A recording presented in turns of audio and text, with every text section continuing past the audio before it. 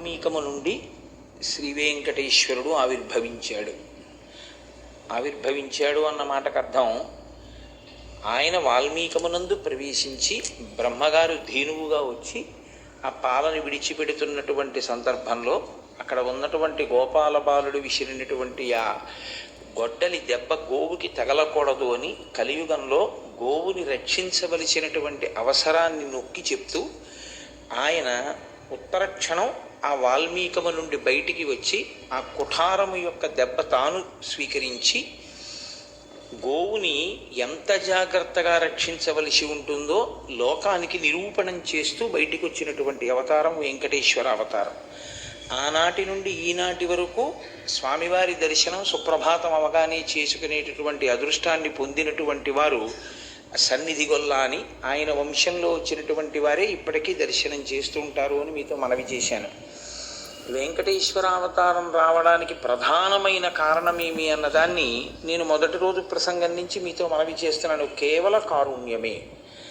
కలిపురుషుడు పాపము విజృంభణము పొందేటట్టుగా, లోకులందరూ కూడా పాపచింతనతో మెసలేటట్లుగా ఆయన ప్రచోదనం చేస్తుంటే, అలా ఆకర్షిస్తుంటే, శ్రీ వెంకటేశ్వరుడు మాత్రం పాపము నుండి బయట పడయ్యడానికి, జనులను ఉద్ధరించడానికి వచ్చినటువంటి అవతారం వెంకటేశ్వర అవతారం. అందుకే మిగిలిన అవతారములన్నీ ఒకెత్తు, వెంకటేశ్వర అవతారం ఒక్కటి ఒకెత్తు.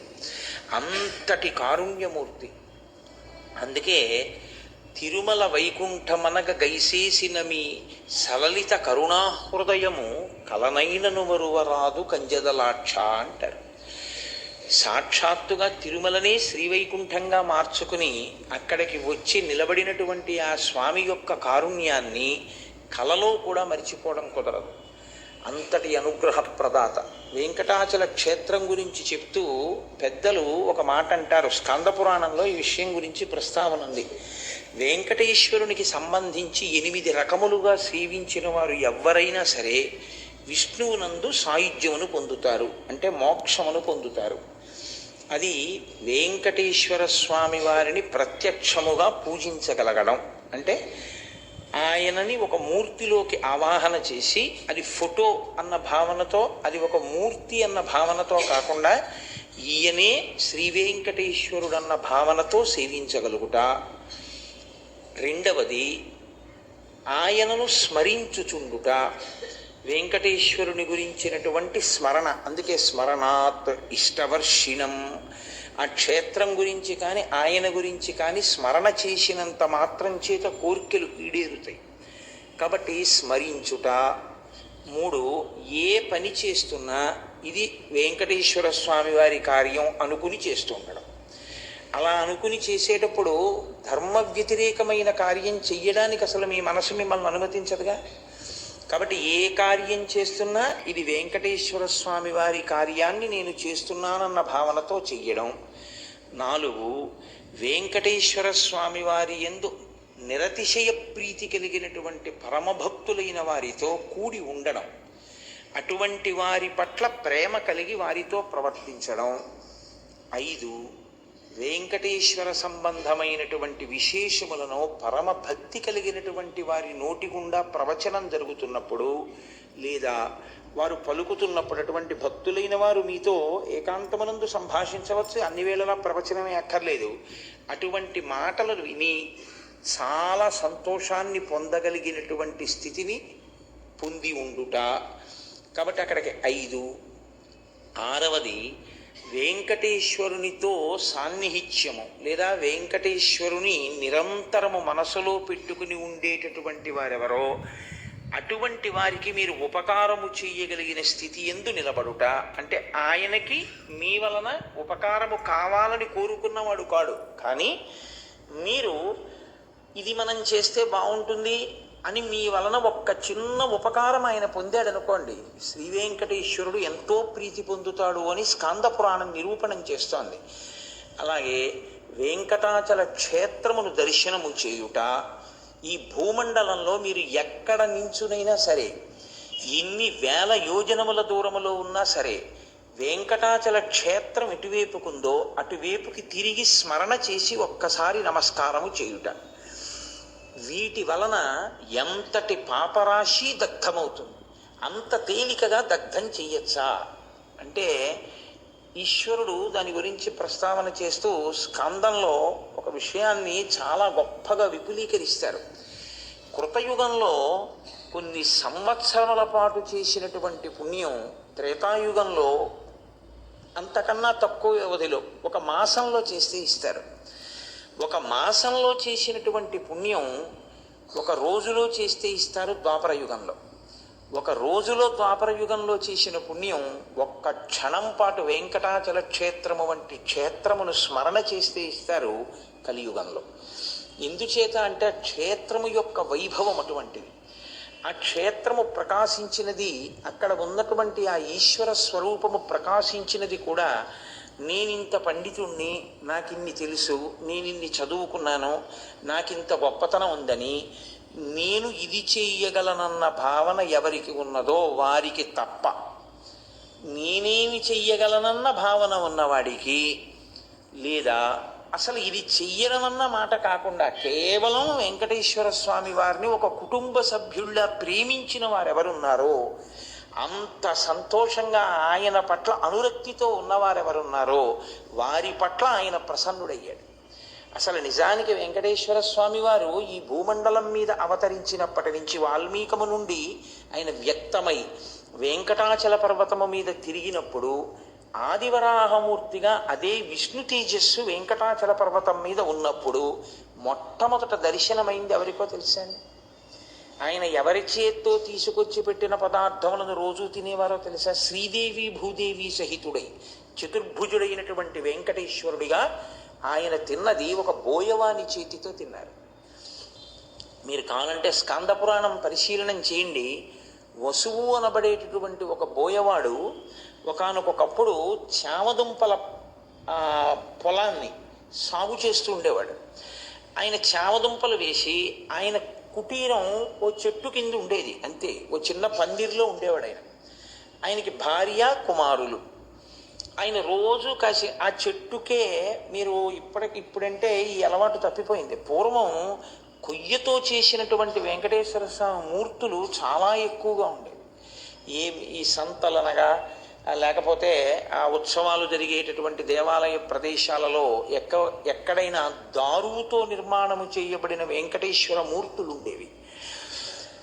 ఆయన కూడా అలాగే ఒక చెట్టులో ఆ చెట్టు యొక్క కాండము మొదలు ఏది ఉంటుందో అక్కడే పరమేశ్వరుడు ఉన్నాడని ఊహ చేసేవాడు. మనం నైవేద్యం పెట్టడానికి ఆ బోయవాడు పెట్టడానికి తేడా ఏమిటో తెలుసా అండి? మనం నైవేద్యం పెట్టే ముందు ఇది మనమే తింటామని మన భావన. అందుకే పత్రం పుష్పం ఫలం తోయం యోమీ భక్త్యా ప్రయచ్చతి అంటాడు. భక్తితో నాకెవరిస్తున్నారో నేను దాన్ని స్వీకరిస్తాను అంటాడు. ఆ భక్తితో ఇచ్చేవాడు లేనప్పుడు పుచ్చుకోవడానికి ఆయనది కానిది ఆయనది మనం ఏమి ఇవ్వగలం నాకు చెప్పండి? మనం ఇవ్వడానికి ఆయనది కానిది ఒకటి మన దగ్గర ఏదైనా ఉంటే ఆయన దానికి ఆశపడేవాడై ఉండాలి. ఇది మీకు లేదు కదయా అందుకని నేను మీకు ఇస్తాననొచ్చు. అసలు ఆయనకి లేనిది మీకున్నది ఏమైనా ఉంటుందా? ఏమీ ఉండదు. ఈ సమస్తం ఆయనది. సమస్తము ఆయనదైతే నివేదన అన్న పేరుతో మనం చేసేది ఏమిటి అంటే కృతజ్ఞతావిష్కారము. ఈశ్వర, ఇది మీరు నాకిచ్చారు అన్న భావన ప్రేమతో ఆవిష్కరించుటకే నివేదన అని పేరు. ఆ ప్రేమతో మీరు ఈశ్వర ఇది మీరిచ్చిందే, మీరు కొంచెం తినండి అని సంతోషంగా అక్కడ పెట్టారనుకోండి, మీ ప్రీతికి ఆయన కన్నులు విప్పి చూస్తాడు. ఆయన కన్నులు విప్పి చూచినది ఏదున్నదో అదే మీరు చేసినటువంటి నైవేద్యమును స్వీకరించుట తప్ప నిజంగా అసలు ఈశ్వరుడు పదార్థాన్ని తీసుకోవడం అనేది ఉండదు. ఎందుకంటే ఆయనకు అవసరమే లేదు. ఆయనకు అటువంటి ఆకలి దప్పిక అవి ఉన్నవాడేం కాడు. ఆయనే తినడం అంటూ వస్తే ఎంత తినాలి? అందుకని కన్ను విప్పి చూస్తాడంతే ప్రీతితో. అటువంటి పరమేశ్వర స్వరూపాన్ని అంత భక్తితో సేవించాడు ఆ బోయవాడు. అంత భక్తితో అన్నమాటకు అర్థం ఎంత పదార్థం తెచ్చాడని మీరు అడక్కండి. ఆయనకి పక్కనే కొంత పొలం ఉండేది. ఆ పొలంలో చామదుంపలు వేస్తుండేవాడు ఆయన రోజు ఏం చేస్తాడంటే ఏ రోజుకు ఆ రోజే ఉదయం వెళ్ళి ఆ చామదుంపల పొలంలోంచి 4 మొక్కలు పీకుతాడు. దాని వేర్లకి పట్టుకున్నటువంటి పచ్చి దుంప ఎంత ఉందో ఆ దుంపలు తీస్తాడు. వాటిని కసి నీళ్లలో ఉడకబెడతాడు. ఉడకబెడితే అవి మెత్తగా అవుతాయి. మెత్తగా అయినటువంటి ఆ చామదుంపల మీద ఉన్నటువంటి ఆ పొర తీసేస్తాడు. లోపల నుంచి తెల్లగా ఉన్న చామదుంపలు ఇలా ముట్టుకుంటే ముద్దయిపోయేటట్టుగా ఉంటాయి. ఇప్పుడు ఒక దోణిలో తేనె పట్టుకొచ్చి ఆ తేనెలో ఈ చామదుంపలు వేస్తాడు. వేసి ఇవి పట్టుకుని తింత్రిణీ వృక్షం కింద ఆ చింత చెట్టు కింద పుట్టలోంచి బయటికి వచ్చి ఈయన కోసమే కూర్చునేవాడు వెంకటేశ్వర స్వామి. ఎలాగో తెలుసా అండి, శ్రీదేవి భూదేవి సహితుడై కూర్చుని ఉండేవాడు. ఈ బోయవాడు ఇది పట్టుకుని వెళ్ళేవాడు. వెళ్ళి స్వామి తినండి అనేవాడు. వచ్చావా ఇలాగి అని ఆ దుంపలు తేనెలో ఉన్నవి తీసుకుని ఆయన తింటూ ఉండేవాడు రోజు. వెంకటేశ్వరావతార ఆవిర్భావ సమయమునందు జరిగినటువంటి వృత్తాంతం అది. అది ఒకప్పుడు ఎంత చమత్కారానికి వెళ్ళిపోయిందో తెలుసా అండి. తన కొడుకుకి కాపలా ఉంచి చెట్టు కింద చామదుంపలు ఉడికించి అక్కడ గిన్నెలో పెట్టి తేనెలో వేసి వెంకటేశ్వర స్వామి వారికి పట్టుకెళ్ళి ఇస్తాడు. ఆయన పట్టుకెళ్ళి ఇస్తే వండుకున్నవన్నీ పట్టుకెళ్ళి అక్కడ పెడతాడు. మనం మహానైవేద్యం అంటే చెంచాడన్నం ఓ ఇంత పప్పు పెడతాం, మిగిలింది మనం తినాలని మనకు తెలుసు. అందులో మహానైవేద్యం ఇప్పుడు వండిందంతా పెట్టిన పాపానే పోం మనం అసలు. ఆయన అలా కాదు, ఆయన చామదుంపలు అన్నీ ఉడికించి తేనెలో వేసి పట్టుకుని వెళ్ళిపోతాడు వెంకటేశ్వర స్వామి వారి దగ్గరికి. ఆయన ఏం చేస్తాడంటే అలా చూసి, ఓ 4 దుంపలు పెట్టు, నీకెన్ని కావాలి లక్ష్మి అంటాడు. నాకు 3 ఇవ్వండి. భూదేవి నీకెన్ని కావాలి, నాకు 2 చాలు, వాళ్ళకి ఇచ్చేసి మిగిలిన నువ్వు తినవా అంటాడు. ఆయన తింటుంటాడు, ఈయన తింటుంటాడు అక్కడే కూర్చొని. ఒక బోయవాడు అనుభవించాడు వెంకటేశ్వరావతారము యొక్క అనుగ్రహాన్ని. ఆయన పేరు వసు. ఆయననే ఆదివరాహమూర్తి కూడా అనుగ్రహించాడు. స్కాందం ఏం చెప్తోందో తెలుసా అండి, ఆయన చామదుంపల పొలంలోకి ఒకానొకప్పుడు ఆదివరాహస్వామి వారు, అప్పటికి అసలు ప్రకటనం కాలేదు, ఆయన ప్రకటనం కానటువంటి ఆదివరాహస్వామి కూడా పుట్టలోనే ఉండేవారు. పుట్టలో ఉన్న ఆదివరాహస్వామి తెల్లటి పంది రూపంలో ప్రతిరోజు ఈ వసువు వేసినటువంటి ఆ చామదుంపల పొలంలోకి వచ్చి ఆ చామదుంపల్ని తన ముట్టితో పెళ్ళగించి తింటూ ఉండేవారు. నేనేమో వెంకటేశ్వర స్వామి వారికి పెట్టి తిందామని చామదుంపల పొలం వేస్తే ప్రతిరోజు అడవి పందేదో వచ్చి కుళ్ళగించేసి ఈ చామదుంపలన్నీ తినిలిపోతోంది. దీని అడుగుజాడలు బట్టి చూస్తే ఇది చీకటి పడ్డాకొచ్చి తింటోంది, పగటి పూట కనపట్టం లేదు, అందుకే కాపలా ఉంటే. ఇది అడుగుజాడల్ని బట్టి ఇలా వస్తోంది అని అతను అది వచ్చే ప్రాంతాన్ని గమనించి ధనస్సు బాణములు పట్టు కూర్చున్నాడు. అది వస్తే బాణం వేసి చంపేస్తాను. చీకటి పడింది. ఆ రోజు పౌర్ణమి, మంచి వెన్నెల కాస్తోంది. ఆదివరాహమూర్తి సామాన్యమా, ద్రోమరంధ్ర పరిపూర్ణ విధావదక్షౌ అంటారు లీలాశకుడు. ఆయన యొక్క రోమకోపములలోకి సముద్రములన్నీ వెళ్ళిపోయాయి. అటువంటి స్వరూపం ఉన్నటువంటి మహానుభావుడు తెల్లటి పంది రూపంలో ఆ చామదుంపలు తినడం కోసమని చెప్పేసి ఆ చామదుంపల పొలంలోకి వచ్చాడు. వచ్చి ముట్టితో పెళ్ళగిస్తున్నాడు. పెళ్ళగిస్తుంటే ఈయన బాణాన్ని గురి చూసి ఎక్కుపెట్టాడు. సర్వజ్ఞుడైన పరమాత్మకి తెలియదు. ఈయన అమాయకత్వం గమనించాడు, నేను అడవి పందిని అనుకుంటున్నాడని. ఆయన ముందు పరిగెత్తాడు, ఈయన వెనక పరిగెత్తాడు. ఈశ్వరుడికి అదొక లీల. భక్తుల్ని చూస్తే పరిగెత్తాడు. కొడుకుని పిలిచాడు, ఒరే ఈ పంది దొరకట్లేదు, నాతో రారా అన్నాడు. దూరంగా వెళ్ళిపోతూ పెద్ద కేకేశాడు. కొడుకు తండ్రి కోసమని కొడుకు పరిగెడుతున్నాడు. తండ్రి గబగబగబా వెళ్ళాడు. చంద్రాస్తమయం అయిపోయింది, అంటే తెల్లవారిపోయింది.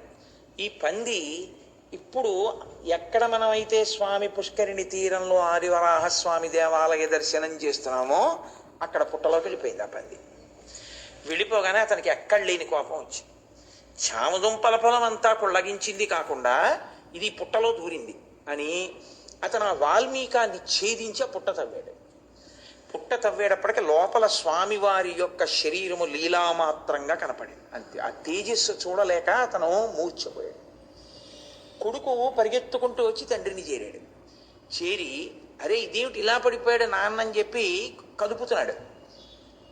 పుట్టలో ఉన్న ఆదివరాహస్వామి తండ్రిని ఆవేశించి, తొండమాన్ చక్రవర్తిని ఇక్కడ దేవాలయ నిర్మాణం చెయ్యమని చెప్పు, నేను ఆదివరాహస్వామిని భూదేవి సహిత ఆదివరాహమూర్తినై ఇక్కడ ఉన్నాను, నేను పుట్టలోంచి కొంత భాగం పైకి లేచి లక్ష్మి నా వక్షస్థలం మీద ఇలా ప్రకాశిస్తుండగా ఇదిగో ఇక్కడ దొరికిన పలక మీద చెక్కించి నన్ను ప్రతిష్ఠ చెయ్యండి, దాని యందు నా తేజస్సు ఆవాహన అవుతుంది అని ఆయన ప్రకటన చేశాడు. అప్పుడు ఈ బోయవాడు రాజుకి చెప్తే అప్పుడు ప్రతిష్ఠ అయింది ఆదివరాహస్వామి దేవాలయం. కాబట్టి అసలు మొట్టమొదట అనుగ్రహించింది ఒక బోయవాణ్ణి. ఆ బోయవాడే ఆదివరాహస్వామి దేవాలయ నిర్మాణానికి కారకుడు. ఆ బోయవాడే వెంకటేశ్వర స్వామి వారికి చామదుంపలు తేనెలో పెట్టి పెట్టి ధన్యత పొందినవాడు. ఆయన ఒక రోజున చామదుంపలన్నిటినీ ఉడికించి మెత్తగా అయిపోయాయని చూసి తేనె పట్టుకొచ్చి దోణిలో పోయివే పట్టుకెడతాను వెంకటేశ్వరుడికి అన్నాడు. ఆవిడ చూసింది తేనె అయిపోయిందండి భార్య. ఆయన అన్నాడు, రా మన ఇద్దరం వెళ్ళి తేనె పట్టుకొద్దాం, పక్కన ఇంకొక అడవిలో తేనె పట్లు ఉన్నాయి, అక్కడి నుంచి తేనె ఎట్టుకొద్దామని కొడుకుని పిలిచి అన్నాడు, రే నువ్వు ఈ చామదుంపలు జాగ్రత్తగా చూస్తుండు, నేను అమ్మ వెళ్ళి తేనె పట్టుకొస్తాను. అలాగే నాన్నగారండి అన్నాడు. వాడు కూర్చున్నాడు. బోయవాడు భార్య పక్కన ఉన్న అరణ్యంలోకి వెళ్ళారు తేనె కోసం. తేనె తేవడం అంటే అదంతా చెరువులో నీళ్లు తేవడంతో సమానం కాదు. అక్కడ పెద్ద పొగ పెట్టాలి, తేనెటీగలు వెళ్ళిపోవాలి, వీళ్ళు దాక్కోవాలి, తేనె పట్టు దింపాలి, పిండాలి, తేనె తేవాలి. అదంతా చేసి తేనె పట్టుకుని వచ్చాడు ఆయన. ఆయన వెంకటేశ్వరుడితో కలిసి తింటాడు. అందుకని ఆ తేనె పట్టుకుని వచ్చే లోపల ఈ పిల్లవాడికి ఆకలేసింది. వీడికి ఏమిటి అలవాటు, నాన్నగారు రోజు అక్కడ పెట్టి తిని వస్తారు, అప్పుడే మనకి పెడతారు. కాబట్టి అక్కడికెక్కడికో వెళ్ళి పెట్టడం ఎందుకు, నాన్నగారు ఈ చెట్టేగా వెంకటేశ్వర స్వామి అంటుంటారు కాబట్టి ఇక్కడ పెట్టేస్తే అయిపోదేమిటి. వాడేం చేశాడంటే నాన్నగారు ఉడికించినవి పెడుతుంటారు, తేనెలో వేసి పెడతారు, ఇవాళ తేనె లేదుగా అని వాడు మళ్ళీ వాటిని తీసుకెళ్ళి అగ్నిహోత్రంలో బాగా పచనం చేశాడు. పచనం చేస్తే అవి బాగా కాలిపోతే అవే పట్టుకెళ్ళి అక్కడ పెట్టి వెంకటేశ్వర తినన్నాడు.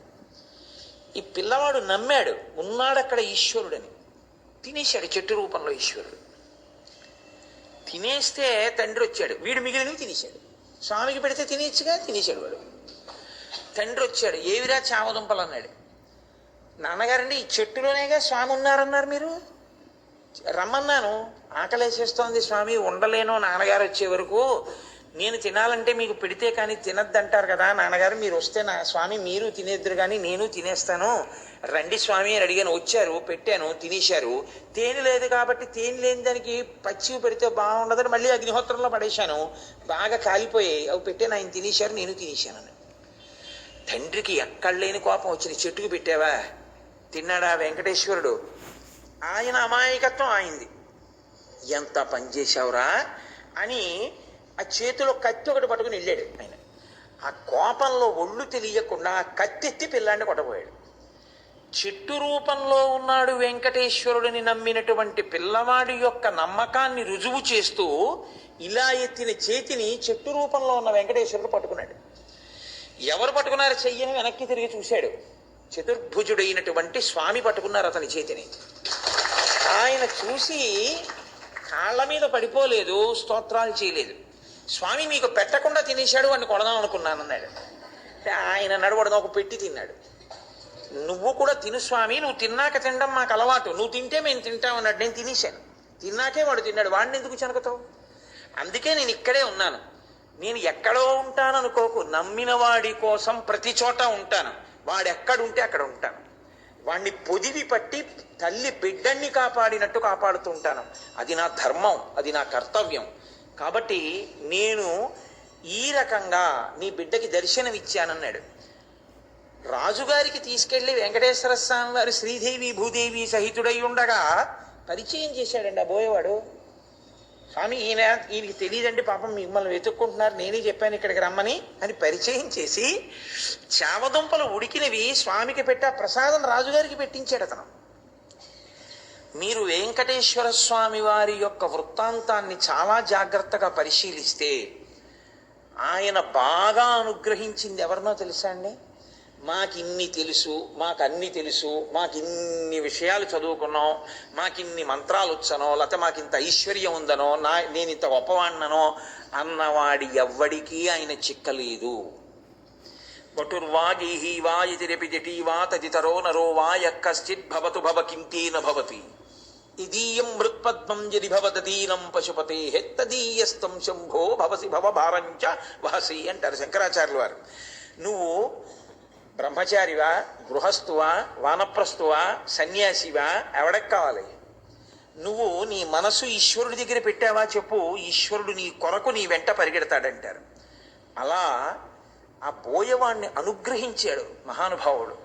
అటువంటి వెంకటాచల క్షేత్రం ఇప్పటికీ ఎంతమంది భక్తులకు ఎన్ని రకాలుగా, ఎంతెంత అమాయకులైన వాళ్ళు, ఏమీ తెలియనటువంటి వాళ్ళు ఆ వెంకటాచలం కొండకు వచ్చేస్తారు. నేను ఒకసారి వెంకటాచలం పెడితే నన్ను, ఆయనకి పాపం తెలుగు భాష కూడా రాదు, ఆయన నన్ను ఒక ప్రశ్న వేస్తే నేను అలా ఉండిపోయాను.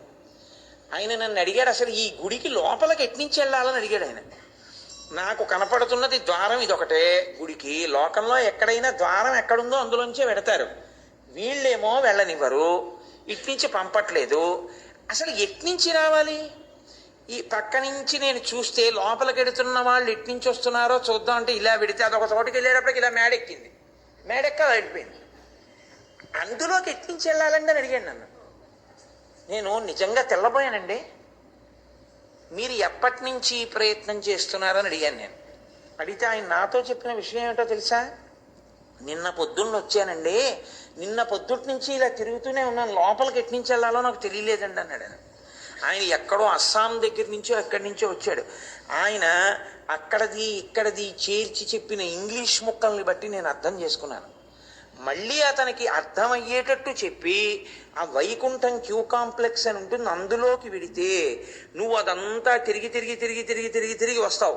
నది ప్రవహించి వెళ్ళిపోతే అది ఖచ్చితంగా సముద్రంలో ఎలా కలిసిపోతుందో అందులో వెడుతున్న వాళ్ళతో నువ్వు వెళ్ళిపోతావు. నువ్వు ఎవరైనా దారి అడగక్కర్లేదు, వెళ్ళిపోతే వాళ్ళతో పాటు దర్శనం చేసుకుని బయటకు వచ్చేస్తావు.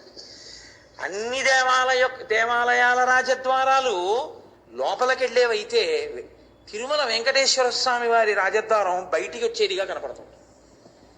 మీరు చూడండి, నిజంగా అంటే మనకంటే మనం అదృష్టవశాత్తు ఆంధ్రదేశంలో పుట్టాం, తెలుగు గడ్డ మీద పుట్టాం. అక్కడికి వెళ్ళేటప్పటికి అందరూ తెలుసు మనం పుట్టినదాదిగా, మన పుట్టుచుత్తుల దగ్గర నుంచి ఆ స్వామికి ఇచ్చుకునే భాగ్యం కలిగింది కాబట్టి మనకి తెలుసు ఈ ద్వారం లోపలికి వెళ్ళడానికి మన స్థాయి వాళ్ళకి పనికొచ్చేది కాదు ఇది, అందులోకి వెళ్ళడానికి వేరే వాళ్ళు ఉన్నారు, మనం వెళ్ళడానికి పనికిరాం ఆ తలుపులోంచి. మనం వెళ్ళడానికి వేరే తలుపు ఉంది, మనకి ఈ తలుపు ఎందుకు పనికి వస్తుందంటే బయటికి రావడానికే. పోన్లే ఈశ్వరుడి దయ వల్ల సంసారం అనేటటువంటి బంధనములోంచి బయటికి రావడానికి ఈ ద్వారము నాకు వినియోగపడుగాక అని మనం ఈశ్వరుడికి నమస్కారం చేస్తాం. ఇది ఏ ఇతర దేవాలయంలో ఉండదలా. ఉండనప్పుడు మరి అక్కడికి వచ్చి చూసేవాడికి అటువంటి అయోమయం వచ్చిందంటే రాదండి. సామాన్యుడికి వస్తుంది అలా. నేను అనుకుంటున్నాను ప్రతిరోజు వెంకటాచల క్షేత్రంలో ఒక 4-5 ప్రపంచం అంతటి నుంచి వస్తున్నప్పుడు వాళ్ళకి అనుమానం రాదు. ఎవడైనా గుళ్ళో కడతానంటే రాజద్వారంలోంచి వెళ్ళొచ్చు అనుకుని అక్కడికి వెడతాడు. అక్కడికి వెళ్ళిన తర్వాత వెళ్ళడానికి ఉండదు. ఈ వస్తున్న వాళ్ళు వస్తున్న దారి చూస్తే అకస్మాత్తుగా అది ఇలా మేడెక్కి ఎటో వెళ్ళిపోతుంది, కనపడడం. చీమల పుట్టలోంచి బయటికి వస్తున్నట్టు ఆ వంతెన మీద వస్తున్న వాళ్లే కనపడతారు. వంతెన మీదకి ఎట్టించి వస్తున్నారు అన్నది ఎవ్వడికి తెలియదు బ్రహ్మరహస్యం. ఎవరికి పాపం తెలియని వాడికి చాలా కష్టం. అందుకని వెంకటాచల క్షేత్రం అంటే ఆయన ఆదుకుంటున్నాడు. నేనంటాను నిజంగా ఇన్ని భాషల వాళ్ళు ప్రపంచపటం నుంచి అన్ని వేపుల నుంచి వస్తారు.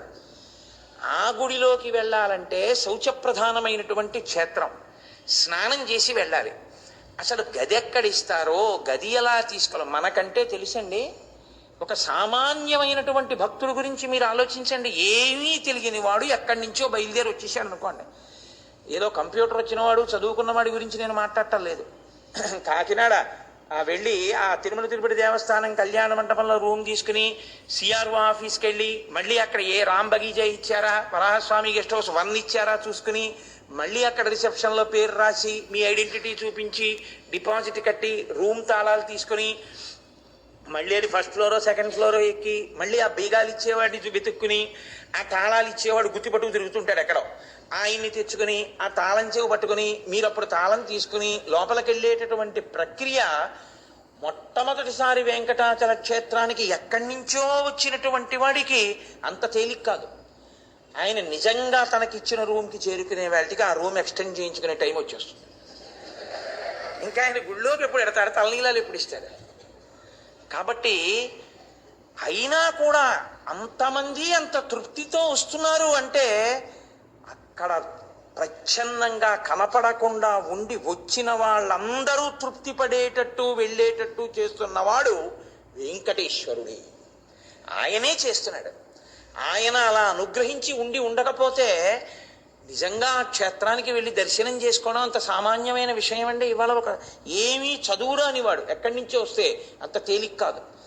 కానీ ఎవ్వరూ ఎక్కడా ఇబ్బంది పడకుండా చలిగాలిలో అలా పసిబిడ్డలతో పడుకున్నా ఎవరికీ అనారోగ్యం లేకుండా, జిర్రన చీదకుండా, దగ్గకుండా, జ్వరం రాకుండా రాత్రి బవళ్ళు ఆ క్యూ కాంప్లెక్స్లో ఉండిపోయినా పిల్లల్ని భుజాల మీద వేసుకుని ట్రంకు పెట్టి చేతిలో పట్టుకుని ఏడుకొండలవాడ వెంకటరమణ గోవింద గోవింద అంటూ గుళ్ళోకి వెళ్ళి బయటికి వచ్చి వాడికి వచ్చిన ఒక్క లడ్డు మూట కట్టుకుని ఇంటికి పట్టుకెళ్ళి వెంకటేశ్వర దీపారాధన చేసి అందులో కాస్త శనగపప్పు కలిపి తన వీధిలో ఉన్న వాళ్ళందరికీ పంచుకున్న తర్వాత తన కళ్ళు కద్దుకుని నోట్లో వేసుకుని నేను యాత్ర చేశానని పొంగిపోయేటటువంటి ఒక సామాన్య భక్తుడికి వెంకటేశ్వర దర్శనం చేయిస్తున్నవాడు వెంకటేశ్వరుడు ఒక్కడే.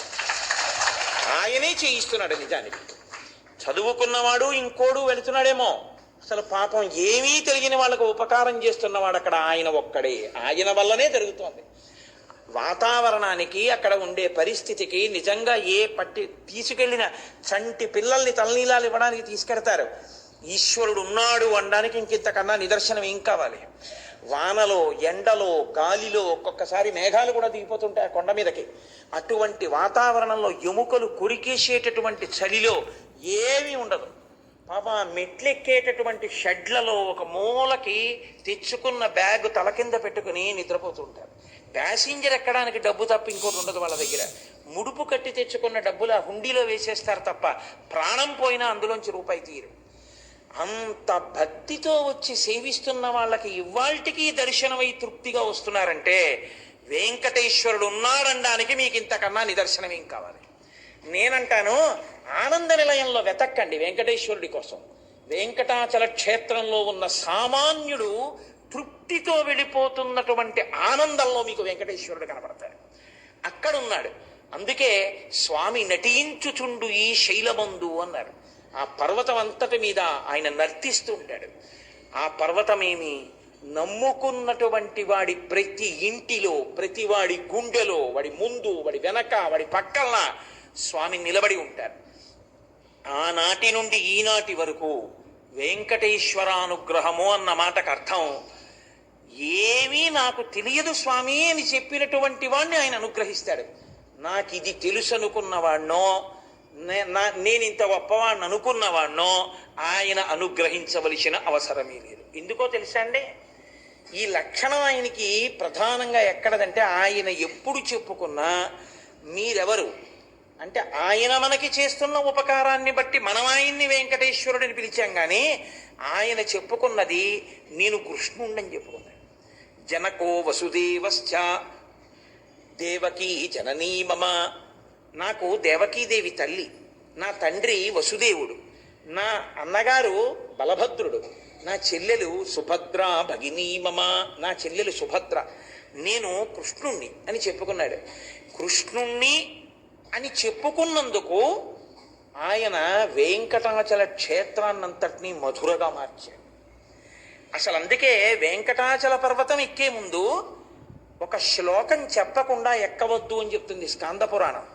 పాపములను దహించగలిగినటువంటి ఈశ్వర శక్తి ఆ పర్వతంగా మారింది. ఆయన క్రీడాగ్రి. దాని మీద నీ కాలు పెట్టే అధికారం నీకెక్కడుంది? క్షమార్పణ చెప్పి, ఈశ్వర నా పాదము పెట్టేటటువంటి అధికారం నాకు ఇయ్యి, నన్ను అనుగ్రహించు, లేకపోతే నా పాపం ఎలా పోతుంది అని క్షమార్పణ చెక్కి కొండ ఎక్కమని చెప్పింది స్కాంద పురాణం. రేపటి రోజున మీ అందరి సౌకర్యం కోసం నేను ఆ శ్లోకాన్ని తీసుకొచ్చి చదివి అవసరమైతే ఇక్కడ బోర్డు మీద రాయిస్తాను. చక్కగా మీ అందరూ రాసుకుని వెంకటాచల క్షేత్రానికి వెళ్ళేప్పుడు కొండ ఎక్కే ముందు ఆ శ్లోకం చెప్పి కొండ ఎక్కచ్చు.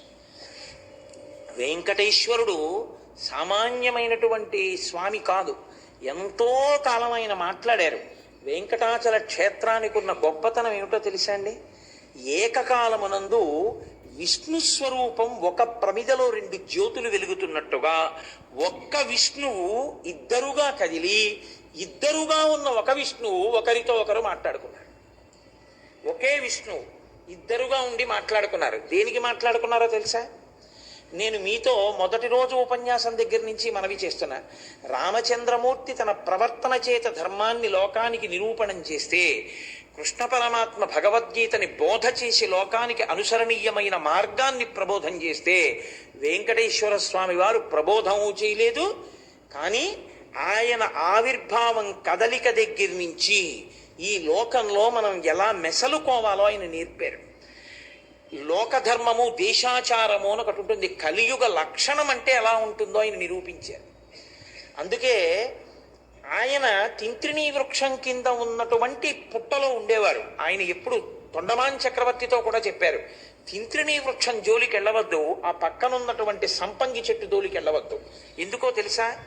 ఈ వెంకటాచల పర్వతం మీద సాక్షాత్తుగా నేను ఏ వాల్మీకము నుండి ఆవిర్భవించానో అదే దేవకి వాల్మీకో సాక్షాత్, వాల్మీకో దేవకీ సాక్షాత్.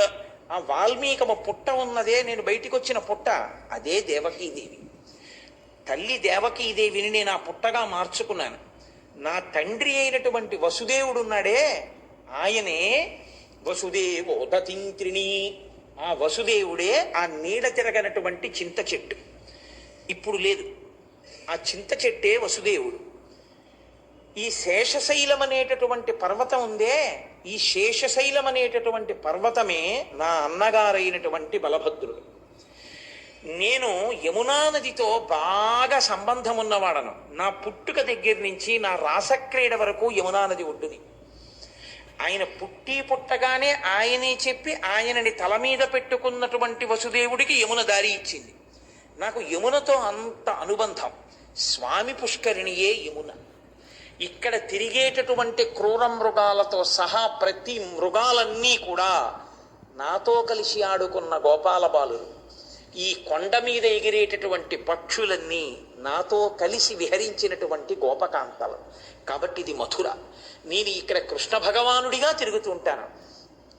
ఆనాడు కృష్ణ భగవానుడు ఏమీ తెలియనటువంటి అజ్ఞానంలో ఉండి తలకడిగితే మొలకడగలేక, మొలకడిగితే తలకడగలేక, ఉదయం లేచి స్నానం చేయకుండా నిన్న వండిన చద్దన్నం పట్టుకుని ఉట్టిలో పెట్టుకుని అరణ్యానికి వెళ్ళి పశువుల్ని కాసి అందరి మధ్యలో కూర్చుని ఎడంచేతిలో అన్నపాత్ర పట్టుకుని నిలబడి దుమ్ముతో ధూళితో ఉన్నటువంటి శరీరాన్ని స్నానం చేత పవిత్రం చెయ్యకుండా ఆ అన్నం తీసి తినేటటువంటి లక్షణం ఉన్నటువంటి అసలు ఏ సంప్రదాయ నిష్ట లేనటువంటి పరమాజ్ఞులైన గోపాల బాలురు ఎవరున్నారో అటువంటి వారి మధ్య నేను కోరి కోరి తిరిగినటువంటి అవతారం కృష్ణావతారం. అంత సౌలభ్యం ఎవరికి నేను దొరికానంటే, ఏమీ తెలియనటువంటి వాళ్ళ మధ్యలో నేను ఆడుకున్నాను. జలజాంతస్థిత కర్ణికం తిరిగిరా సంఘంబులయ్యున్న రేకుల చందంబన కృష్ణుని తిరిగిరా కూర్చుండి వీక్షించుచున్ శిలలున్ పల్లవముల్ లతల్ పత్రంబులు పుష్పంబులు పువ్వులు ఆకులు కంచంబులుగా భుజించి రతటన్ గోపార్భకుల్ భువరా అంటారు పోతన గారు. తామర పువ్వు యొక్క రేకులు దుద్దు చుట్టూ ఎలా ఉంటాయో అలా కృష్ణుడు మధ్యలో నించుంటే చుట్టూ గోపాల బాలురందరూ నించునుండేవారు. వాళ్ళు తెచ్చుకున్న ఊరగాయలన్నీ వాళ్ళు నాకి, ఆ ఎంగిలి ఊరగాయ కృష్ణ నువ్వు తిను అని ఆయనకి ఇస్తే, ఆ వేళ్ల మధ్యలో ఆ ఊరగాయని ఇరికించుకుని ఆ ఊరగాయని ఈ పెరుగన్నంలో కలుపుకొని నిలబడి తింటుండేవాడు. అంత సౌలభ్యం. అందుకే ఆ లీలాశుకుడు కృష్ణకర్ణామృతాన్ని చేస్తూ అత్యద్భుతం అమృత భాండం లాంటి శ్లోకం ఒకటి చేశాడు. ఆయన అన్నాడు, గోపాల బాలక శతైరనుగమ్యమానం. ఆయన గోధూళి ధూసరిత కోమల గోపవేషం సాయంతనే ప్రతిగృహం పశుబంధనార్థం గచ్చంత మచ్యుత శిశుం ప్రణతోస్మి నిత్యం అన్నాడు. నేను ప్రతిరోజు నమస్కరించుచున్నాను. ఎటువంటి కృష్ణునికి నమస్కరించుచున్నాను అంటే, గోపాల బాలక శతైరనుగమ్యమానం. ఆయన వెనకాతలు ఎప్పుడూ 100 మంది గోపాల బాలురు తిరుగుతుంటారు. శతైహి అంటే నిజంగా 100 అని కాదు, బోలెడంతమంది గోపాల బాలురు తిరుగుతుంటారు. ఏమిటి వాళ్ళకున్నది? ఏమీ లేదు వాళ్ళకున్న అధికారం. నిజంగా రాశీభూతమైనటువంటి పరమాత్మ వెంట తిరగడానికి చేసుకున్నటువంటి పుణ్యం ఇది అని చెప్పడానికి, ఆయన్ని ముట్టుకోవడానికి వాళ్ళకి అధికారం ఉంది అని చెప్పడానికి మీకు పైన ఏ అధికారము వాళ్ళ గురించి చూస్తే కనపడదు. ఆవుల వెంట దూడల వెంట వెళ్ళి పశువులు కాసుకునేటటువంటి పిల్లలు కృష్ణావతారంలో ఆయన వెంట తిరిగారు. తిరిగి అటువంటి వాళ్ళందరూ ఆయన గోధూళి ధూసరిత కోమల గోపవేషం, ఆ ఆవులు దూడలు పరిగెడుతుంటే వాటి డెక్కల మించి పైకి రేగినటువంటి ధూళి అంతా ఒంటి నిండా పడుండేది. అలా ఒంటి నిండా ధూళి పడిపోయినటువంటి చిన్ని కృష్ణుడు సాయంతనే ప్రతిగృహం పశుబంధనార్థం. ఆ ఇళ్లలో వాళ్ళు ఆ చిన్ని కృష్ణుడిని చూస్తే వాళ్ళకి ముచ్చట. అందుకని ఓయ్ కృష్ణ, ఈ 2 ఆవుల్ని కట్టడం కష్టంగా ఉంది, కొంచెం వచ్చి కట్టే ఓయ్ అంటే చిన్న పిల్లాడు వెళ్ళి ఆ ఆవు పలు పట్టుకుని రా అని గట్టిగా లాగుతుంటే ఆ డొక్కలు ఇలా లోపలికి పోయి ఆ ఉలప్పంజరం ఎముకలు కనపడుతుంటే ఓ చిన్న నెమలీక పెట్టుకుని, ఓ చిన్న కొప్పు పెట్టుకుని, ఓ చిన్న దట్టి ఓటి గట్టిగా బిగించుకుని ఆ పలు పట్టుకుని తీసుకెళ్ళి ఆ ఆవుని కట్టేస్తుంటే, ఆ కడుతున్నప్పుడు వెనక నుంచి ఆ ఆవు చిన్ని కృష్ణుడిని నాకుతుంటే ఆ గోపకాంతలు చూసి కిలకిలా నవ్వుతుండేవాడు. అందరి యొక్క బంధనములను విడిపించేటటువంటి కృష్ణుడు సాయంకాలం అయ్యేటప్పటికి ప్రతి ఇంటికి వెళ్ళి పశువులు కట్టాడు. ఆయన కర్మ అంతగా దిగి వచ్చినటువంటి అవతారం కాబట్టి సాయంతనే ప్రతిగృహం పశుబంధనార్థం గచ్చంతమచ్యుత శిశుం ప్రణతోస్మి నిత్యం. అలా వెళ్ళినటువంటి కృష్ణుడున్నాడే, ఆయనకి నేను శిరస్సు ఉంచి నమస్కరిస్తున్నాను. ప్రతిరోజు నేను ఆయన సౌలభ్యానికి పొంగిపోయి నేను ఆయన్ని తలుచుకుంటున్నాను అంటారు లీలాశకుడు. తన్నుచు గుద్దుచు నగచు తద్దయు కైవడి కూడియాడుచున్ మన్నన చేయు వల్లవ కుమారుల భాగ్యము వింతయొప్పునే అంటాడు బ్రహ్మగారు భాగవతంలో. ఏమి ఈ పిల్లలు ఆయన్ని కౌగిలించుకోవడమా, తన్నడమా, గుద్దడమా, మీద పడ్డమా, ఎంగిలి పెట్టడమా, కృష్ణుడితో కలిసి తినడమా? ఎవడికి కావాలయా దిక్కుమాలిన బ్రహ్మ పదవి తీసవతల బారై. ఇదిగో ఈ పిల్లలున్నారే, ఎన్నడునైన యోగి విభులెవ్వని పాద పరాగమింతయున్ కన్నుల కాన రట్టి హరి తద్దయు కైవడి కుడియాడుచున్ తన్నుచు గుద్దుచున్నగచు తద్దయు కైవడి కుడియాడుచున్ మన్నన చేయు వల్లభ కుమారుల భాగ్యము వింతయొప్పునే. ఈ పిల్లల యొక్క పాదముల కట్టుకున్నటువంటి ధూళి తీసి నా 4 కిరీటాల మీద చల్లుకుంటాను, నాకు ఈ చాలా అవకాశం, తీసే బ్రహ్మ పదవి నాకు అక్కర్లేదన్నాడు. అంత సౌలభ్యం కృష్ణావతారం. అందుకే ఇప్పటికీ మనం సుప్రభాతం చదివితే ఒక మాట అంటుంటాం, రేఖామయధ్వజుధా కలశాత పత్ర వజ్రాంకుశాంబుర్హ కల్పక శంఖచక్రై భవ్యైరలంకృత తలౌపరతత్వ చిహ్నై శ్రీవేంకటేశ చరణౌ శరణం ప్రపద్యే. ఆయనో సాక్షాత్ శ్రీమన్నారాయణుడు. పాదములలో చూస్తే నాగలి, శంఖము, చక్రము, అమృతభాండము మొదలైనటువంటి దివ్య చిహ్నములను కలిగినటువంటి పాదములు. అటువంటి వాడు స్వామి నిద్రలే, స్వామి నిద్రలే, స్వామి నిద్రలే అంటే లేవకపోతే ఏం చెప్తే లేచిపోతాడో తెలుసా అండి?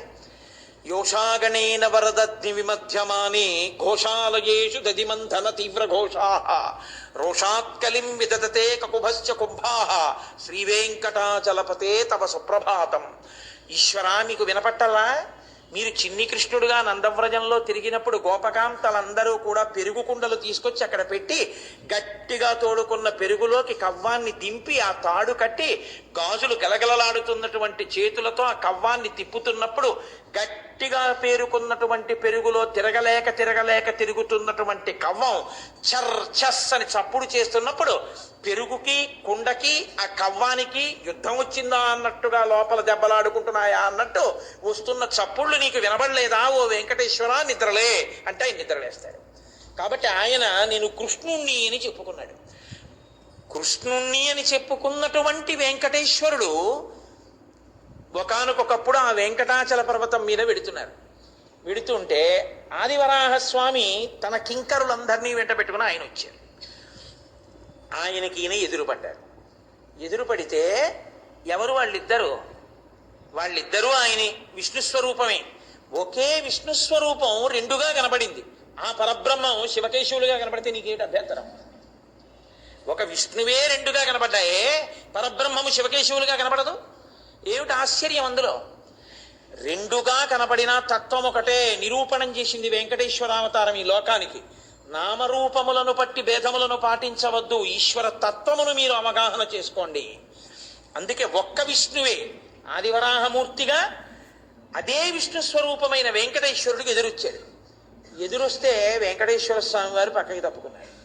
ఆయన అన్నారు, ఈ కొండ నాది, ముందొచ్చిన వాడిని నేను. కలియుగ లక్షణం కదండి, యుగధర్మం అంటే ఎలా ఉంటుందో నేర్పుతున్నారు. ఎవడు ముందు వెళ్ళి ఆక్రమించాడో వాడిదే, కాబట్టి వాడికి పట్టా ఇవ్వవలసిందే. ఎందుకంటే వాడు చాలా కాలం నుంచి అక్కడ ఉన్నాడు, అది ఒక్కటే లక్షణం.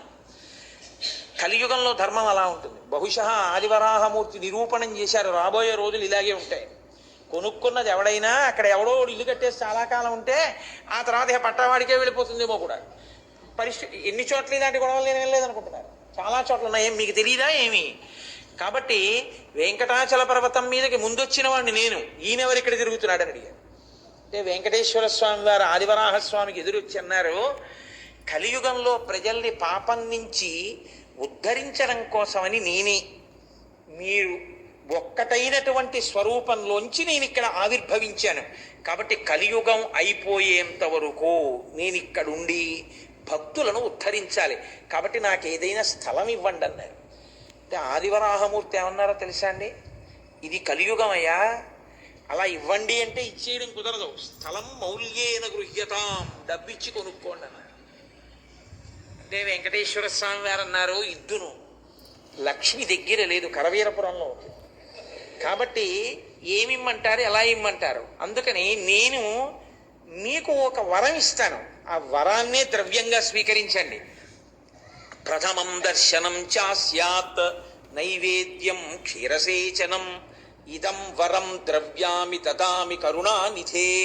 ఓ కరుణానిధి, అడిగిన వాడికి ఇచ్చే డబ్బు దగ్గర లేనప్పుడు బతిమాలుకోవద్దండి, బతిమాలుకుని మాట్లాడద్దు. అంత లేదండి కొంచెం తగ్గించండి ఆ రేట్ అనడం, ఇంకో మాట అనొద్దు. కాబట్టి ఇప్పుడు ఇచ్చేస్తాను, రిజిస్ట్రేషన్ వేళకి మిగిలింది చదువుతాను, అగ్రిమెంట్ రాసుకుందామనో ఏదో బతిమాలుకోవద్దు. మీకు ఆ స్థలం కావాలంటే ఎలా ఉంటుందో భూమిని కొనడం అంటే చూపించింది అవతారం.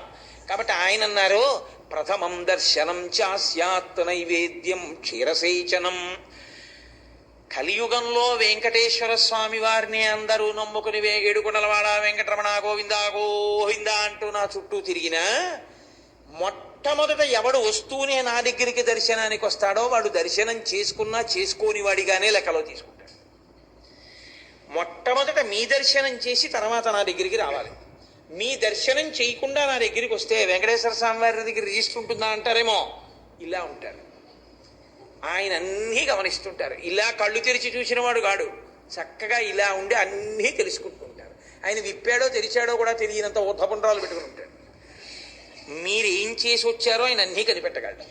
కాబట్టి ఆదివరాహస్వామి దర్శనం మొదట చేసిన వారెవరున్నారో వారికి నా అనుగ్రహం.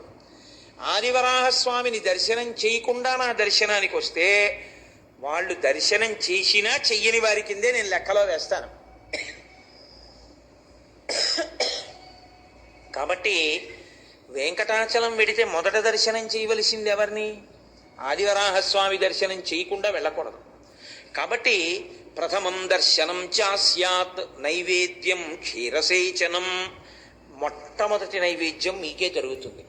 మీకు నైవేద్యం అయిన తరువాత నాకు నైవేద్యం పెడతారు. మీకు పాలు పెట్టిన తరువాత నాకు పాలు పెడతారు. ఇదం వరం ద్రవ్యం దదామి కరుణానిధే. దీన్నే మీరు ధనం కింద భావించండి. భావించి నాకు ఇక్కడెక్కడైనా ఉండడానికి కొంత జాగా ఇప్పించండి అని అడిగారు. అడిగితే ఆదివరాహస్వామి వారు అన్నారు, ఎన్నాళ్ళు కావాలి మీకు ఇలాగని అడిగారు. అంటే మరి కొనుక్కున్నది కాదుగా, విక్రయించేస్తే ఆయన ఎన్నాళ్ళు ఉంటే మనకెందుకు? ఇప్పుడు ఈ వనం ఎన్నాళ్ళు సాగుతుంది? ఆయన ఉన్ననాళ్లే సాగుతుంది కదండి. వెంకటేశ్వర స్వామి వారు అక్కడ ఉన్నారనుకోండి, ఏ కొండ మీద కడతాం. అకస్మాత్తుగా వెంకటేశ్వర స్వామి వారు 7 కొండల మించి లేచి ఇంకో కొండ మీద వెళ్ళిపోయారని కనపడింది అనుకోండి, టీవీ ఛానల్స్లో చూపించేశారనుకోండి, ఇక 7 కొండల మీదకి వెళ్ళే వాళ్ళు ఉంటారా? ఆ కొండ మీద వెళ్ళిపోతారు అందరూ. కాబట్టి మీరు ఎన్నాళ్ళు ఉంటారో అన్నాళ్లే మాకు ఇది పనికొచ్చేది. కాబట్టి ఎన్నాళ్ళు ఉందాం అనుకుంటున్నారని అడిగారు. అంటే కలియుగ పర్యంతం, కలియుగం ఉన్నంత కాలం ఉంటాం, ప్రజల్ని ఉద్ధరించాలి కదా మరి, అందుకని ఇక్కడే ఉంటాను. కాబట్టి అప్పటి వరకు మన ఇద్దరి మధ్య ఇది ఒడంబడిక. అంటే ఆయన అన్నారు, సరే ఉండండి. అంటే మీరు ఒక విషయాన్ని గుర్తుపెట్టుకోవాలి, వెంకటేశ్వర స్వామి వారు కొనుక్కున్నది కాదు ఆ స్థలం. కొనుక్కోకుండా కలియుగం అయిపోయేంత వరకు ఉండడానికి పుచ్చుకున్నది అంటే ఏంటి? Leased accommodation. అసలు ప్రపంచంలో బహుశः మొట్టమొదటి లీజ్ అగ్రిమెంట్ చేసుకున్న వారు ఎవరో తెలుసా అండి? ఆదివరాహస్వామి, వెంకటేశ్వర స్వామి. తర్వాతే లీజ్ అగ్రిమెంట్ వచ్చింది. అంటే యుగ ధర్మాన్ని ఆయన ఎంత పాటించాడో చూడండి. మనం కూడా రాబోయే రోజులు ఎలా ఉంటాయో చెప్పారు. ఆ తర్వాతే బహుశా 100 ఏళ్ళు ఇక్కడ మేము ఏదో కొట్టు కట్టుకుంటాం, 200 ఏళ్ళు ఇక్కడ ఏదో మేము పెట్టుకుంటామని చెప్పి స్థలాలు లీజుకు పుచ్చుకుని అగ్రిమెంట్ రాసుకోవడం వచ్చింది. అలాంటి మొదటి లీజ్ అగ్రిమెంట్ రాసుకున్న వాళ్ళు ఆదివరాహస్వామి, వెంకటేశ్వర స్వామి. కాబట్టి అది ఆయనకి స్థిర నివాసం కాదు. మీకు నేను ఏదో ఒక రోజు ఉపన్యాసంలో చెప్తాను. ఓ రోజు లక్ష్మీదేవి అడిగింది, ఎందుకు వచ్చిందండి ఈ గొడవ? ఏదో 10 రోజులు నించుంటే కనపడతాడు ఒక్క పుణ్యాత్ముడు. వచ్చేవాడు ఎవడు? వచ్చిన వాళ్ళందరూ కోరికలతో వచ్చేవాళ్ళు, పాపాలు చేసి వచ్చేవాళ్ళే. ఇక్కడికి వచ్చి ఇలా ఇలా ఇలా అనేవాళ్లే. కానీ బయటికి వెళ్ళాక చూడండి వాళ్ళ పరిస్థితులు ఎలా ఉంటాయో. లోపలికి వచ్చే ముందు చూడండి, ముందు వృద్ధుడు వెళ్తున్నాడని కూడా చూడరు, పరిగెత్తుకుంటూ వెళ్ళిపోతారు అంతే దాటి. పాపం ఎవరో వికలాంగుడు వెళ్తున్నాడని చూడరు, దాటుకుంటూ వెళ్ళిపోతారు అంతే. సరే, కొంతమందిని ఇట్టించి వెళ్ళిపోతే కొంతమంది ఇలా వెళ్ళిపోతారు. అలా ఎందుకు వెళ్ళిపోతారంటే వాళ్ళ అదృష్టాదృష్టములు అనవలసి ఉంటుంది అంతే. కాబట్టి ఇలా వెళ్ళిన వాడు ముసలైన ఎడతాడు, ఇలా ఉన్నవాడు ఓపికన్నాయని వెళ్తాడు. అలా ఎందుకు వెళ్ళిపోతాడు? ఓపిక ఉన్న వాళ్ళు ఇలా వెళ్ళడం ఏమిటి, వృద్ధుడు అలా వెళ్ళడం ఏమిటి, రంగనాయకుల మంటపం చుట్టూ తిరగడం అంటే. వెంకటేశ్వర స్వామి వారు ఇంకా కాసేపు ఉండవాయి గుళ్ళో, పెద్దవాడి అయిపోయావు కదా, మళ్ళీ మళ్ళీ రాగలవా ఏమి, వీడైతే మళ్ళీ రాగలలే, ముందు వచ్చి పడిపోతాడు, నువ్వు అలా తిరిగిరా అన్నాడని మీరు తృప్తి పడిపోవాలి. మంచిదే కదా. మీరు ఏదో ఒక భావన చేత ఈశ్వరుని యందు భక్తిని నిలుపుకోవడం ప్రధానం తప్ప ప్రతి దాంట్లో లోపవంచడం ఎందుకు? కాబట్టి అక్కడ అటువంటి క్షేత్రం. కాబట్టి ఆయన ఆదివరాహస్వామి దగ్గర అనుమతి పొంది ఉన్నారు. కాబట్టి మీరు ఒక విషయాన్ని గుర్తుపెట్టుకోవాలి, ఆదివరాహస్వామి కూడా ఉన్నారు. మీరు స్కంద పురాణం చదివితే అసలు ఆదివరాహస్వామి వైభవం ఏమిటో, ఆయన ఎలా కూర్చుంటారో, భూదేవి ఎలా వచ్చి పక్కన కూర్చుందో, ఆయన వెంకటాచల క్షేత్రం అంతటి గురించి ఆయనే మాట్లాడతారు. వరాహస్వామి మాట్లాడి చెప్తారు భూదేవితోటి. ఎంత గొప్పగా మాట్లాడతారో మీకు అర్థం అవుతుంది. కాబట్టి ఇప్పటికీ ఆదివరాహస్వామి ఉన్నారు. ఆదివరాహస్వామి ఉండడం అంటే ఏమిటో తెలుసా అండి? శంకరాచార్యులు వారి సౌందర్యలహరి చేస్తూ ఒక మాట అంటారు, అవిద్యానామంతస్తిమిరమిహిరోద్విపనగరీ జడానాం చైతన్య స్తబక మకరంద శృతిజరి దరిద్రాణం చింతామణి గుణనికా జన్మ జలధౌ నిమగ్నానాం దంస్ట్రా మురరిపవరాహస్య భవతి అంటారు. ఆయన తన యొక్క మూపు మీద, ఆ కొమ్ము మీద భూమినంతటిని పైకెత్తాడు సముద్రం నుంచి. కాపాడిన వాడెవరో, రక్షించిన వాడెవరో ఆయన ఆదివరాహస్వామి. అటువంటి వాడు సంసారం అనేటటువంటి సముద్రంలో పడిపోయిన మనని కూడా తన కోరతో పైకెత్తగలడు. కాబట్టి అటువంటి మహానుభావుడి దర్శనం చేసుకుని వెంకటేశ్వర స్వామి దర్శనానికి వెడతాం. కానీ ఉత్సవాలన్నీ వెంకటేశ్వర స్వామి వారికే ఉంటాయి. ఎందుకని అంటే ఒక్కటే కారణం, ధ్వజస్తంభం ఎవరికి లేదో వారికి ఉత్సవం చేయరు. ధ్వజస్తంభం ఎవరికి ఉంటుందో వారికి మాత్రమే ఉత్సవం చెయ్యాలి. ఒకే దేవాలయ ప్రాంగణంలో చాలా దేవాలయాలు ఉన్నాయనుకోండి, ఒక్క స్వామికే ధ్వజస్తంభం ఉంటే ఆయనకే ఉత్సవం చెయ్యాలి తప్ప ధ్వజస్తంభం లేని దేవాలయంలో ఉన్న మూర్తికి ఉత్సవం చేయకూడదు. కాబట్టి శాశ్వతోత్సవం కింద చేయడానికి ఏమి ఉండదు, ఏదో వాయుప్రతిష్ఠ చేసి చేయడానికి ఉంటుంది తప్ప. అందుకే ఆదివరాహస్వామికి ఉత్సవాలు ఉండవు. ఆదివరాహస్వామికి ఉత్సవం లేకపోవడానికి కారణం ఏంటంటే ఉత్సవాలన్నీ వెంకటేశ్వర స్వామి వారి వరం చేత, నైవేద్యం మాత్రం ప్రథమ నైవేద్యం, ప్రథమ దర్శనం ఆదివరాహస్వామిది. ప్రథమ దర్శనం ఆదివరాహస్వామిని చెయ్యండి అని చెప్పడంలో మీకు వెంకటేశ్వర స్వామి వారు ఒక గొప్ప అనుగ్రహాన్ని ఇచ్చారు. భూవనండి, లక్ష్మీదేవనండి. ఆదివరాహస్వామి పుట్టలోంచి ఇలా పైకి లేచిన మూర్తిగా ఉంటుంది. ఇలా ఉంటారు. ఇలా ఉంటే మీరు కొంచెం జాగ్రత్తగా పట్టి పట్టి చూస్తే ఈ వక్షస్థలం మీద ఇలా ఉంటుంది లక్ష్మీదేవి. ఆయనకి స్ఫుటంగా కనపడుతుంది. మీరు వెంకటేశ్వర స్వామి వారి దగ్గరికి వెళ్ళినప్పుడు ఆయన ఏకబేరమూర్తి. ఆయన దగ్గర మీకు లక్ష్మి ప్రకటనంగా కనపడదు. ఎవరు ఏ మాటలు చెప్పినా ప్రకటనంగా మాత్రం, స్పష్టంగా మాత్రం లక్ష్మి పైకి కనపడదు. వక్షస్థలంలో ఉన్న ఆమె అలంకారం చేత కప్పబడిపోయి ఉంటుంది. ఆదివరాహస్వామి దగ్గర మాత్రం అలా కాదు. ఆదివరాహస్వామి దగ్గర లక్ష్మి స్ఫుటంగా మీకు దర్శనం అవుతుంది. పైగా అసలు ఆదివరాహస్వామి దర్శనం చేత సంసారం అనేటటువంటి సముద్రంలోంచే పైకి రాగలడు. జనన మరణములు దేనివల్ల వస్తాయండి? పాపపుణ్యముల వలననే వస్తాయి. ఆ పాపపుణ్యములు అనేటటువంటి దాంట్లోంచి ఉద్ధరించగలిగిన వాని దర్శనం కన్నా మనుష్య జన్మకి కావలసిందే ఉంటుంది.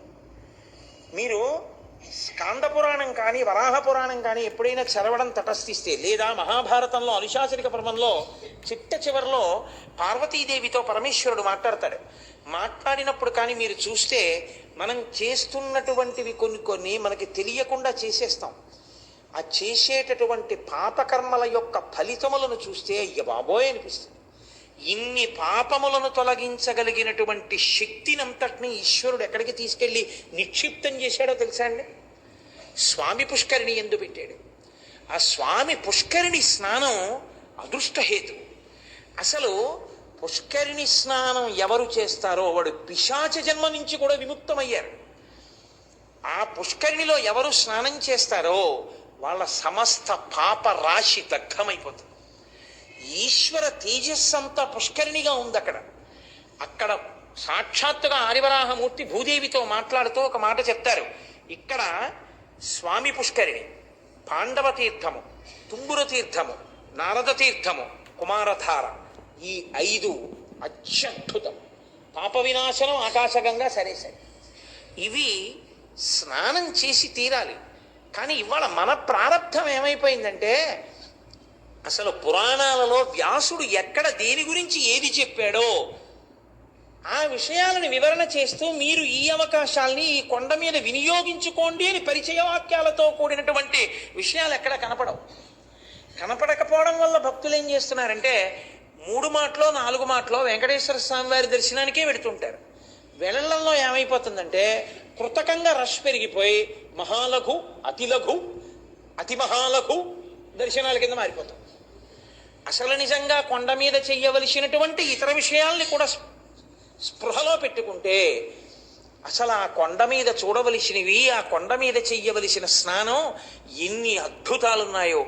ఒక్కొక్క నెలలో, ఒక్కొక్క తిథిలో, ఒక్కొక్క తీర్థంలో స్నానం చేస్తే ఎంత శక్తి ఇవ్వగలదో. తీర్థము వేరు, నది వేరు. తీర్థము అన్న మాటకు అర్థం ఏమిటో తెలుసా అండి? తీర్థము అన్న మాట దేని యందు అన్వయం అవుతుందో వేదం చెప్పింది. ఒక్కసారి మీరు అందులో మునుక వేసి పైకి లేస్తే మీరు కొన్ని యజ్ఞయాగాది క్రతువులు చేసినటువంటి ఫలాన్ని మీకు సంక్రమింపచేయగలిగిన శక్తి కలిగినటువంటి జలములకు తీర్థములని పిలుస్తారు. పాండవ తీర్థము, కుమారధారా తీర్థము తీర్థములకు పుట్టినిల్లు వెంకటాచలం. ఎన్ని తీర్థములుంటాయో. ఇన్ని మాటలు వెంకటాచలం వెళ్ళామని మనం చెప్తాం, తిరుపతి వెళ్ళామండి అని. మనం ఎన్ని మాటలు ఎన్నిటిలో స్నానం చేసి వచ్చాం. ఒక దాంట్లో ఉదయం వేళ, ఒక దాంట్లో మధ్యాహ్న వేళ, ప్రత్యేకించి శేషశైలం కింద కపిలతీర్థం ఉంది. ఆ కపిలతీర్థం దగ్గర కింద భోగవతి గంగ, పాతాళలోకంలో ఉన్నటువంటి గంగానది కపిల లింగంతో పాటుగా భూమండలం మీదకి వచ్చింది. అది సాక్షాత్ గంగానది. దాని పేరు కపిల తీర్థం. అది కపిల లింగము ఎదురుగుండా వచ్చింది కాబట్టి దాని పేరు కపిల తీర్థమే. ఆ కపిల తీర్థంలో కార్తీక మాసంలో మధ్యాహ్న కాలంలో మధ్యాహ్నే దశనాడికాహ 10 నిమిషముల సమయం పాటు కార్తీక మాసపు పర్వదినాల్లో మధ్యాహ్నం వేళ ఈ బ్రహ్మాండములన్నింటిలో ఎన్ని తీర్థములు ఉన్నాయో అన్ని తీర్థములు దానిలోకి ఆవాహన అవుతాయి. మధ్యాహ్న కాలంలో ఒక్కసారి అందులో స్నానం చేసి లేస్తే బ్రహ్మాండములలో ఉన్న అన్ని తీర్థములలో స్నానం చేసినటువంటి ఫలితం ఆ జీవుడి ఖాతాలో వేసేస్తారు. కానీ ఎంతమంది వెళ్ళి నిజంగా కపిల తీర్థంలో స్నానం చేస్తున్నాం? తిష్టంతి ప్రాణిరక్షార్థం అన్నారు. ఎందుకు అలా ఉంటుంది అంటే కలియుగంలో పుట్టేటటువంటి జనులు పాపకర్మ ఎక్కువ చేస్తారు. కలిపురుష లక్షణం ఏమిటంటే ఆకలి వేసింది, అన్నం అక్కడుంది, వాడు ఏదో గొడవపడి అన్నం తినడం మానేస్తాడు. ఇప్పుడు అన్నానికి లోపమా, తినని వాడికి లోపమా? దెబ్బలాడడం ఒక బాధ, అన్నం తినకపోవడం రెండో బాధ. సిద్ధాన్నాన్ని తిరస్కరించడం వల్ల ఇంట్లో లక్ష్మీ కటాక్షాన్ని పోగొట్టుకోవడం మూడో బాధ. తను తినవలసినటువంటి అన్నం తినకుండా అలాగే ఉండిపోయి ఆ అన్నం ఎవరికో ఇచ్చేయడం, ఇంటి యజమాని తినకుండా అస్తమానం గొడవలు పడ్డం, ఆ ఇంటి ఇల్లాలు కన్నులు నీరు పెట్టుకోవడం, ఎలా ఇల్లు వృద్ధిలోకి వస్తుంది? వేదం ఒక్క మాట చెప్తూ ఉంటుంది. లక్ష్మీ స్వరూపంగా ఆడపిల్లని ఎందుకు కన్యాదానం చేస్తారో తెలుసా అండి? లక్ష్మీదేవి కటాక్షించాలి అంటే మీరు ఎన్ని పూజలు చేశారన్న దాన్ని బట్టి కటాక్షించదు. వేదం చెప్తోంది, వేదమే ప్రమాణం. దంపతులు ఎంత సంతోషంగా ఉంటారో, దంపతులు కోపం వచ్చినా ఎంత తొందరగా మర్చిపోతారో, ఒకరికి కోపం వస్తే ఒకరు వెంటనే వారికి ఉపశాంతి కలిగేటట్టు ఎలా ప్రవర్తిస్తారు, సాధ్యమైనంత వరకు నవ్వుతూ తుళ్ళుతూ ప్రేమగా దంపతులు ఎక్కడుంటారో అక్కడ లక్ష్మీ కటాక్షం ఉంది. ఇళ్లల్లో కలిసి రాకపోవడం అన్నది ఎక్కడుంటుందో తెలుసా అండి? ఎన్ని పూజలు చేశారన్న దాన్ని బట్టి కాదు. ఇంటి ఇల్లాలు కళ్ళ నీళ్లు పెట్టుకునేటట్టు ప్రవర్తించి అస్తమానం భార్యాభర్త ప్రతిదానికి చెడి అంటే పెడి అని దెబ్బలాడుకునే చోట లక్ష్మి నివసించదు కలియుగంలో. పరమ ప్రేమతో దంపతులు ఎక్కడుంటారో అక్కడ లక్ష్మీదేవి యొక్క అనుగ్రహము చక్కగా పరిఢవిల్లుతుంది.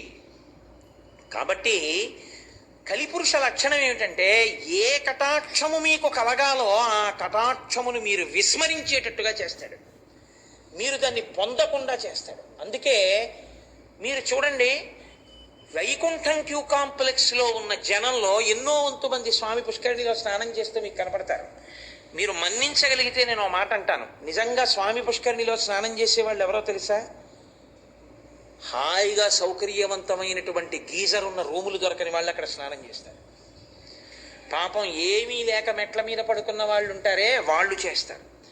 అదే నేను అన్నది, వెంకటేశ్వర అనుగ్రహం అమాయకులకే అని. గీజర్ ఉన్న రూమ్ ఉందా అండి, ఏసీ ఉన్న రూమ్ ఉందా అండి అని వెతుక్కున్నవాడు పుష్కరిణికి ఎందుకు వస్తాడండి? వాడు పుష్కరిణికి వస్తాడా? వాడు ఒక్కనాటికి రాడు. స్వామి పుష్కరిణి స్నానం అంతటి పాప నిర్మూలనం చేస్తుంది కాదు. అసలు స్వామి పుష్కరిణి గురించి ఏం చెప్పారో తెలుసా అండి? పుష్కరిణి స్నానం మాట అలా ఉంచవా, నువ్వు పుష్కరిణి చుట్టూ తిరుగుతూ పుష్కరిణి గాలి నీ మీదకి వస్తే చాలన్నారు. అంత గొప్పది పుష్కరిణి.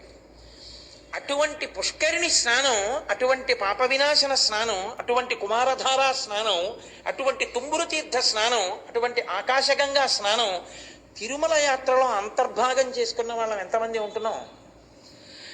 అంటే మీరు మొహమాట పడకుండా నిర్మోహమాటంగా మనని మనం ఆత్మపరిశీలనం చేసుకోవడానికి ఈ 5 తీర్థాలలోనూ మేము స్నానం చేశామన్న వాళ్ళు ఉంటే ఒకసారి చెయ్యొద్దండి. వెంకటాచల క్షేత్రానికి ఇన్ని మాట్లాడతాం. ఈ 5 తీర్థాలలోనూ స్నానం కనీసం చేసి అనుగ్రహం పొందాలి అన్న విషయం మీకు తెలియకపోతే అది మీ తప్పు కాదు, ఒక్కనాటికి మీ తప్పు కాదు. అది ఎవరి తప్పో తెలుసా అండి? ఆ క్షేత్రంలో ఇంత గొప్ప ఉన్నాయని చెప్పవలసిన వాళ్ళు చెప్పకపోవడం వాళ్ళ తప్పు. చెప్పి ఉంటే తప్పకుండా స్నానాలు మీ అందరూ చేసి ఉండేవారు ఈ పాటికి కాదు.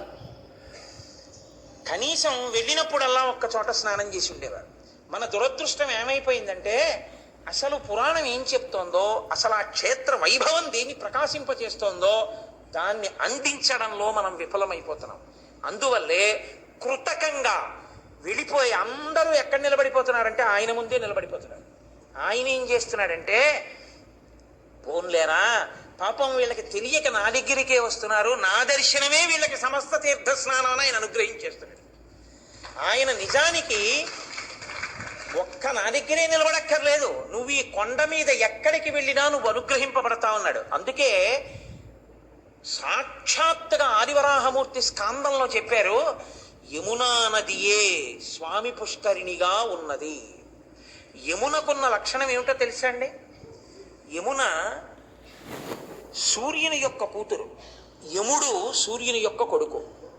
యమునకి ముందుకెళ్ళడం తెలుసు, వెనక్కి రాదు. యముడు కాలంలో ప్రాణం తీస్తాడు తప్ప వదలడం. అటువంటి యమున దాటాలి అంటే 2 సందర్భాల్లోనే మీకు కుదురుతుంది. ఒకటి, కృష్ణుణ్ణి తల మీద పెట్టుకున్న వాడికి దారి ఇచ్చింది. ఎవరు పరమేశ్వరుణ్ణి నెత్తి మీద పెట్టుకుంటాడో వాడికి దారిస్తుంది. అసలు స్వామి పుష్కరిణి దగ్గర ఉన్నటువంటి గొప్ప వైభవం ఏమిటో తెలుసా అండి? కోటేశ్వరరావు గారు చెప్పారు అని కాదు, నేను చెప్పింది యథార్థమో కాదో మీరు పరిశీలన చేయండి. అసలు నిజంగా స్వామి పుష్కరిణిలో స్నానం చెయ్యాలని మీరు కుతూహలపడి మీరు స్వామి పుష్కరిణి దగ్గరికి వెడితే మీకు ఎంత గొప్ప సన్నివేశం కనపడుతుందో మీకు నేను ఇవాళ చెప్తాను. మీరు బాగా జ్ఞాపకం పెట్టుకుని వెళ్ళండి. ఈసారి పుష్కరిణికి వెళ్ళినప్పుడు ఆ పుష్కరిణికి అన్ని వైపులా స్నానం చేయడానికి ఉండదు. మన ప్రారంధం ఏంటంటే ఏది చెయ్యకూడదో అదే చేస్తారు వీళ్ళు కూడా. అక్కడే బట్టలు ఉతకడం, అక్కడ మొహం కడుక్కోవడం, పిచ్చి పనులన్నీ అక్కడే చేస్తారు. కాబట్టి ఏ గట్టు మీదకి ఎవరు వెళ్లకుండా అక్కడ ఒక ఆయన నించుని ఏలేస్తుంటాడు, ఎక్కడికి వెళ్ళదు. చక్కగా స్నానం చేసి అక్కడ కూర్చుని సంధ్యావందనం చేసుకుందాం అంటే అవకాశం ఏమి ఉండదు. ఒక్క ప్రదేశంలోంచే లోపలికి వెళ్ళాలి. కానీ మీరు లోపలికి వెళ్ళినప్పుడు ఉన్నంతలో మీరు అనుభవించడానికి నేను అవకాశం చెప్తున్నాను. మీరు నిజంగా స్వామి పుష్కరిణిలో స్నానం చేసి ఇలా పైకొచ్చి ఒక్కసారి మీరు ఇలా దిగినప్పుడు నీటిలోకి దిగారు కదా, మీ పృష్ఠభాగం వెనక్కుంది, మీరు అటు తల తిప్పి ఓసారి ఇలా తలెత్తి చూడండి. చూస్తే మీకు ఆనంద నిలయ విమానం కనపడుతుంది. ఆ విమానమే చాలండి. ఆ ఒక్క విమానం దర్శనం చేసుకుంటాం. మేము రామ అవతల బొమ్మన్నారు ఇంద్రుడితో దేవతలు. ఎవడకు కావాలయా నీ స్వర్గం? స్వర్గాపవర్గ నిరపేక్ష నిజాంతరంగా మాకు అక్కర్లేదు. మేము స్వర్గలోకానికి రాము, మేము ఇక్కడే ఉండిపోతాం. ఉండిపోయి మేము ఏం చేస్తామో తెలుసా? ఇక్కడ ఉండిపోతే రోజు ట్యాగ్ వేయించుకోవాలంత తొందరగా దర్శనం ఏం కాదంటావేమో, మాకు అక్కర్లా, మేము ఆ విమానం చూస్తూ ఉండిపోతాం అన్నారు. స్వర్గలోకం కన్నా విమాన దర్శనమే గొప్పది. అందున మీరు తెల్లవారుజాము సమయంలో ఆ పుష్కరిణిలోకి వెళ్ళి స్నానం చేసి అప్పుడు పెద్ద కలకల ఉండదు, ప్రశాంతంగా ఉంటుంది, ఎవ్వరూ ఉండరు. మీరు బయటికి వచ్చి ఇలా తలెత్తి చూస్తే మెరిసిపోతున్నటువంటి ఆ పచ్చటి ఆనంద నిలయ విమానం కనపడుతుంది.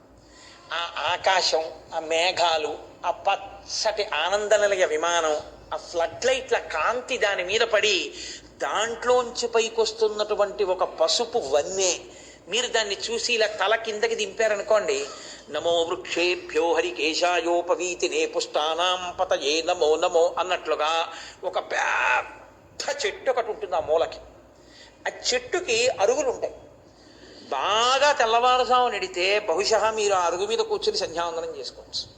లేదా మీరు చక్కగా ఎవ్వరూ మిమ్మల్ని ఇబ్బంది పెట్టరు. బాగా చీకటితో వెళ్ళాలి, ఒక్కరోజు నిద్రలేచి వెళ్ళలేమండి.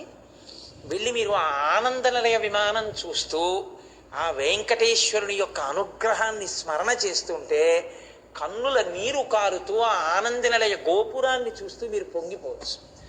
అసలు నేనంటాను, ఆ చెట్టు రూపంలో ఉన్నాడు వెంకటేశ్వరుడు.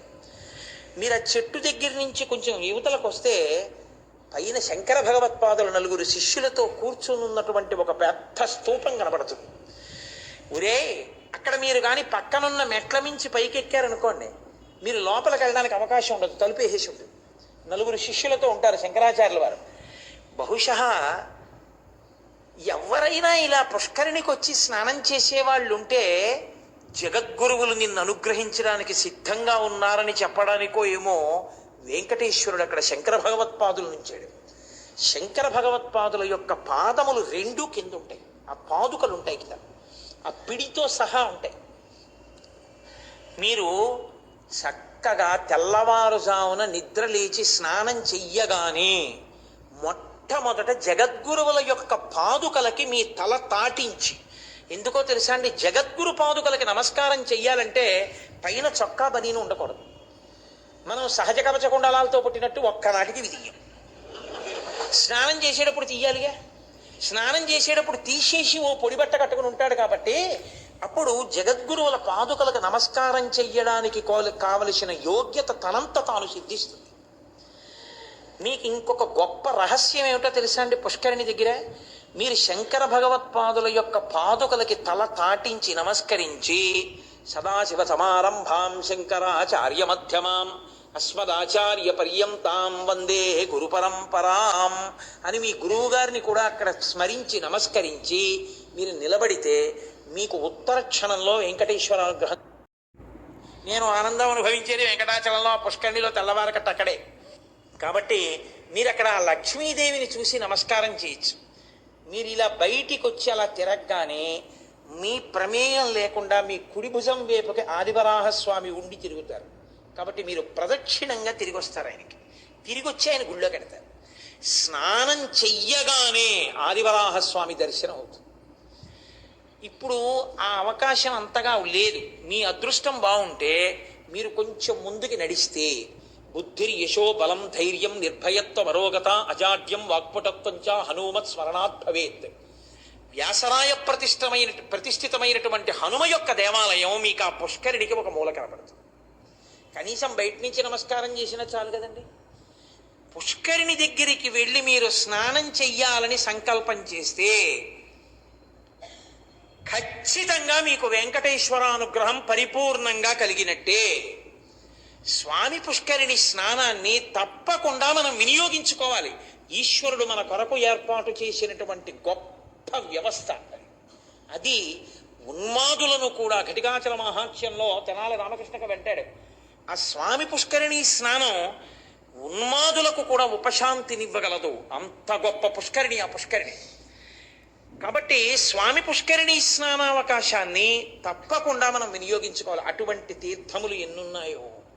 అలాగే ఆ యమునయే ఆ పుష్కరిణి అయి ఉన్నది కాబట్టి మీరు వెనక ఆనంద నిలయాన్ని చూసి ఒక్కసారి నమస్కారం చెయ్యగానే మీకు అబ్బా ఆ పచ్చటి కాంతి, ఆ శంకరాచార్యుల వారి పాదుకలు, ఆ లక్ష్మీదేవి, ఆదివరాహమూర్తి ఒక్కసారి నిలబడి అవన్నీ చూసి మీరు మునక వేశారనుకోండి, ఆ స్మరణలే మీ తలలో ఉంటాయి.